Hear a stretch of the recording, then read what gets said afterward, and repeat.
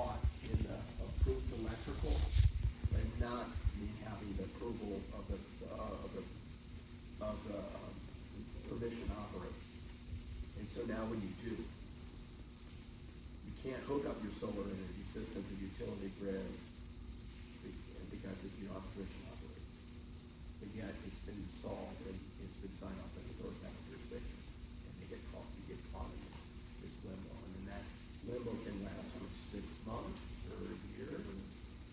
So when it's just sitting there, it's not being used. So these are the kind of coordination that you have. So in that circumstance, the utility is just another authority having Yes, jurisdiction?